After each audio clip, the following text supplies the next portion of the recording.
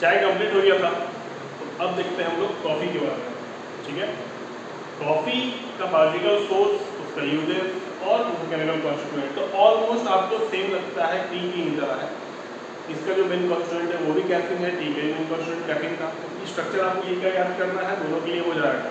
ठीक है, बस बायोलॉजिकल सोर्सेज थोड़ा डिफरेंट है, हल्के से यूजेज डिफरेंट है। तो स्टार्ट करने से पहले अगर आप हमारे चैनल पर नए हैं तो प्लीज़ सब्सक्राइब कर दीजिए, अपनी फैमिली के सब्सक्राइब कर दीजिए, और अगर आपको अच्छा लगता है तो प्लीज़ शेयर करिए। एक और चीज़ फिर मैं बता रहा हूँ कि फार्माकोलॉजी और फार्मा केमिस्ट्री के ही वीडियो इसके अपलोड हो गए इस चैनल पर। इसके बाद जो सब्जेक्ट है सबके वीडियो दूसरे चैनल पर अपलोड होने शुरू हो जाएंगे।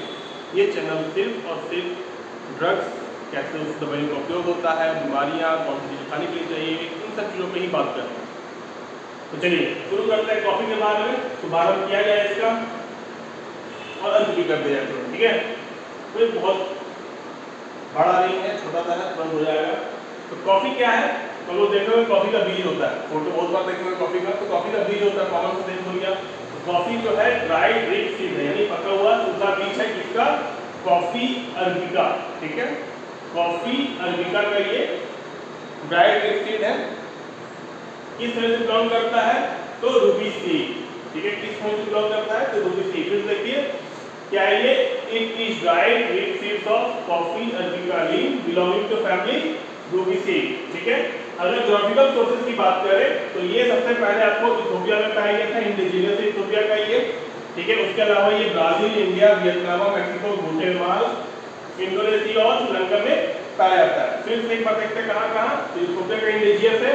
तो अगर आपका जीपैट में या फिर एग्जिट एग्जाम में क्वेश्चन बनता है कि ये कहाँ का इंडिजियस है, तो इथियोपिया का इंडिजियस है। इंडिजिनस है वहाँ का, तो वहाँ पाया गया था। फिर Brazil, India, Vietnam, Mexico, Guatemala, Indonesia और श्रीलंका में चीज पाया जाता है। ठीक है, तो कोई बहुत वास्ट नहीं था।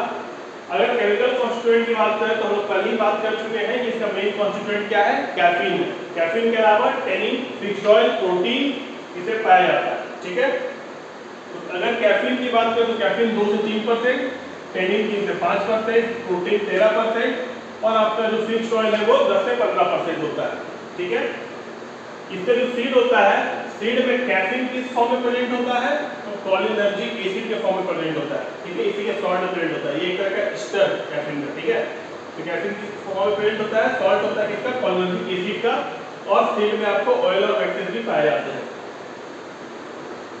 कैफीन का स्ट्रक्चर का याद था, ये आपका क्लोज रिंग होगा, एक 5 मेंबर रिंग होगा, अमीन ग्रुप लगे होंगे, जहां जहां अमीन ग्रुप होगा यहाँ का छोड़ के, क्योंकि यहाँ डबल बॉन्ड है, बाकी सब जगह मिथाइल ग्रुप लगा होगा, कीटोन ग्रुप लगा होगा। ठीक है, कैफीन है।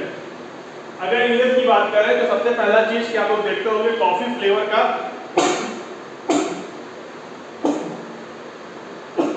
सॉरी, आप लोग देखते हो कॉफी फ्लेवर का आपको अलग अलग चॉकलेट आता है, सिरप आता है, मतलब अलग अलग फ्लेवर चीजें आती है, सूप आता है, सूप तो नहीं आता है, मतलब क्या उसको बोलते हैं, ड्रिंक आता है। ठीक है, ड्रिंक आता है।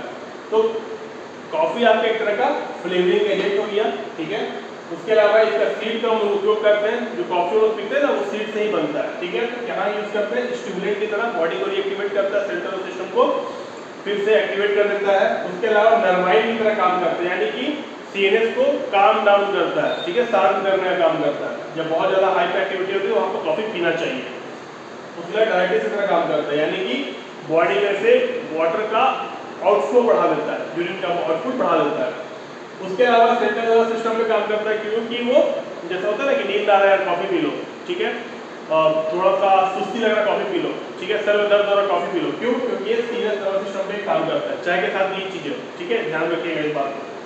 किडनी के ऊपर काम करता है, डायरेटिक्स है, हार्ट के ऊपर काम करता है, हमारा हार्ट को रिलैक्स कर देता है और मसल्स को रिलैक्स करने का काम करता है। इसके अलावा ये सूदिंग इफेक्ट देता है मस्कुलर सिस्टम, यानी कि थोड़ा जो ब्लड सप्लाई का सिस्टम है उसको सूदिंग इफेक्ट देता है।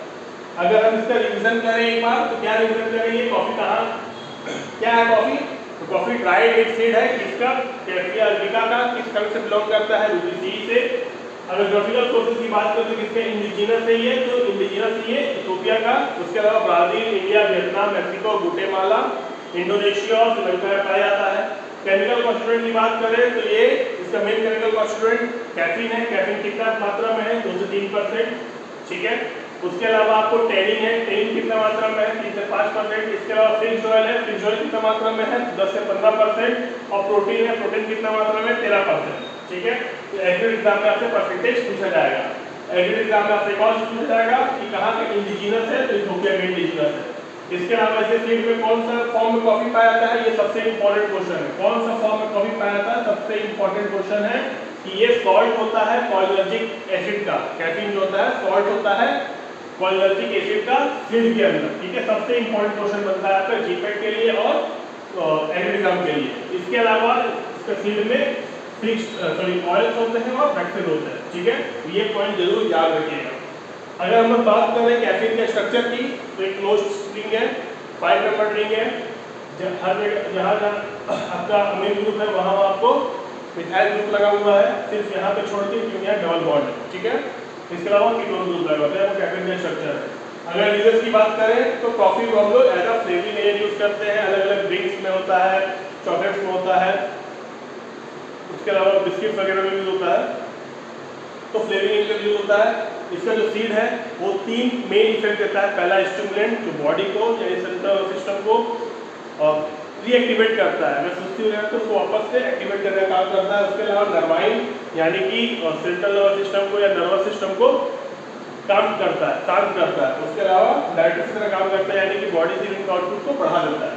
इसके अलावा सेंट्रल नर्वस सिस्टम पे काम करता है, किडनी के ऊपर काम करता है, हार्ट के ऊपर, मसल्स के ऊपर काम करता है और मसल सिस्टम को ये सूदिंग इफेक्ट देता है और आप बोल सकते हो कि ठंडा देता है, ठंडक पहुंचाता है। ठीक है, ये आपका कॉफी का फार्माकोलॉजी। अगर आपको किसी तरह कोई डाउट है तो प्लीज़ आप कमेंट सेक्शन में पूछ सकते हैं, उसका जवाब मैं जरूर दूंगा। अगले क्लास में फिर मिलेंगे, तब तक अपना ख्याल रखिए। जय हिंद।